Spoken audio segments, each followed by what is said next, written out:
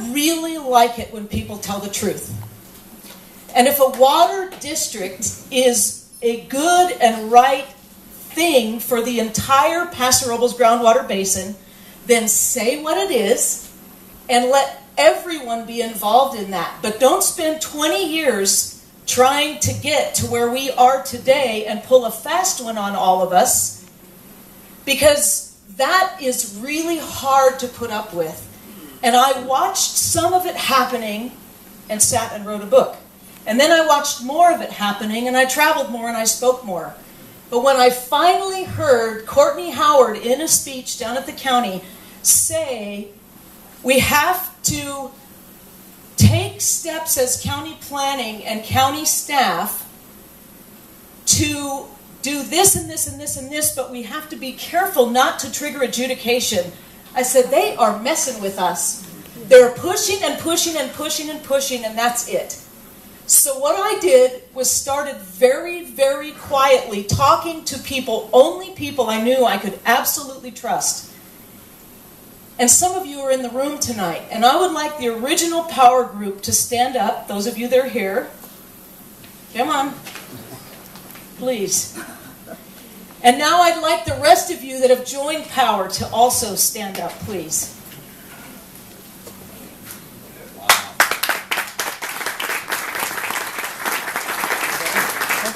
And on July 31st, we filed our second amended complaint, and now we are 250 activists strong. And that's a healthy number. 12,800 acres are involved right now. When I say quiet title, many people think that I sued the cities and the county, and I didn't. I did sue the county, but that's a different thing. But that's not the point. Quiet title is an action. All we did was say to Paso Robles, Templeton, San Miguel, Shandon, and the county with Shandon CSX 16, a task that I might have missed some, is we're just asking for our property boundaries to be quieted. That is not a lawsuit. Where it triggers something called adjudication, which that word only means a court order. Adjudication was triggered because Paso Robles and all the ones I've named have stated we are trying to steal your water. And we have been for a period of 5 years with your knowledge, and you didn't ask them to stop. So for those that say I sued the cities and the county, we did not. Quiet title is not a lawsuit, it's an action. So that's really important to make that very clear. Now, Debbie already said that a water district is not a silver bullet.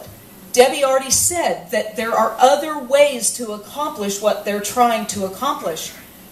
But there are two men that said that adjudication is a silver bullet. The first one is the attorney that represents Paso Robles in water matters. His name is Eric Garner, and he wrote a book, and it is in his book, that says adjudication is the healthy way for basins. Second person is a gentleman named Scott Slater, who works for Limonera and is partners with the firm representing Atascadero on water matters. And that is, he in public, in a meeting locally, when he was trying to convince local residents to help him sell water, said adjudication is the silver bullet.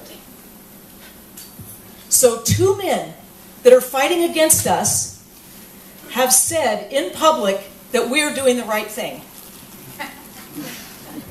They really get mad when I say that out loud, but that's okay. So that's really important. And there's been so much in the media about selling water, and it is true. Water is a very valuable commodity. In fact, it's California's gold. But what's even more valuable than water is the storage space in the basin. So if these water attorneys can prove X amount of shortage, and we all get in a panic and say, oh, hook us up to state water because that's going to save us. Well, state water is 5 times overpromised and 5 to 7 times oversold.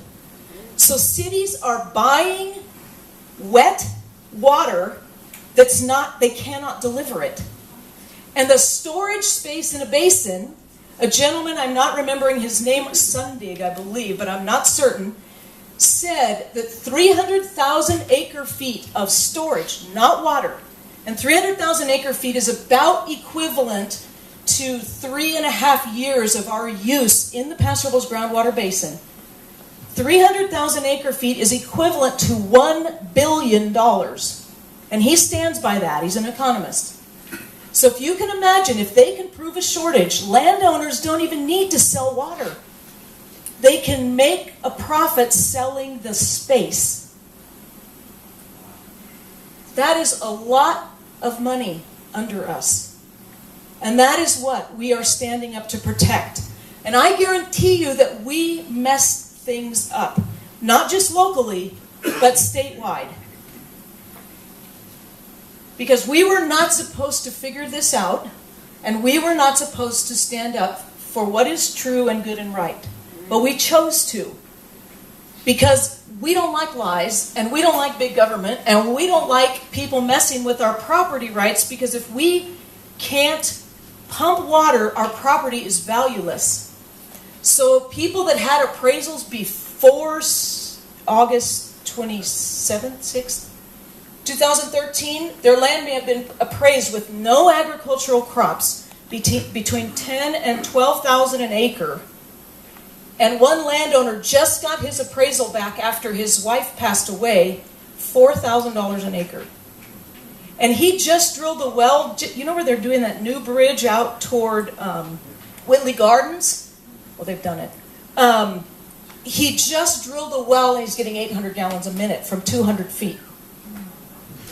And there's example after example after example of how this basin is not in a shortage. Are there pockets of shortage? Absolutely. Guess where they are? Right where the city of Paso Robles pumps 24/7 with 11 wells. And it's their job, and they've done it, by the way. I don't have anything against that. Paso Robles spent a lot of money, time, and effort hooking up to the Nacimiento pipeline, and that's what they're responsible to do by California law. And they did it. And so that's why I don't have a big problem with them. What I have a problem with is the fact that they're saying that it's okay with them that all of us in the overlying basin get shut off, but they don't.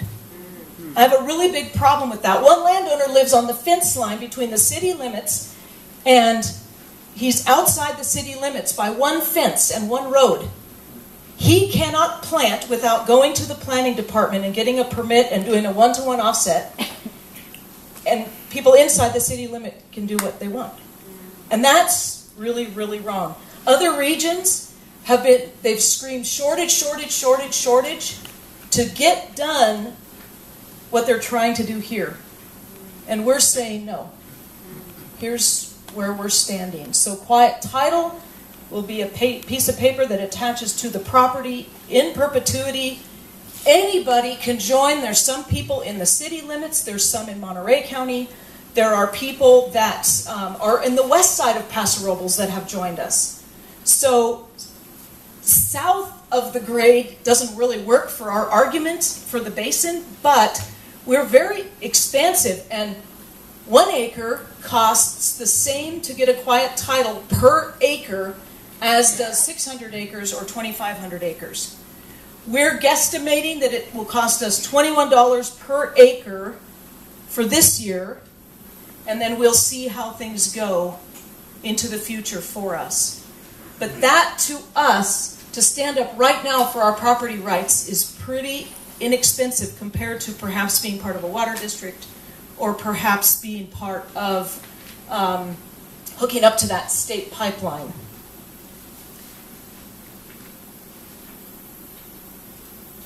Debbie mentioned solutions a number of times. Adjudication is a solution for a number of reasons. Number one, it's going to keep us from getting hooked up to the state pipeline, which would only mean that we would be the solution for someone else's water problem.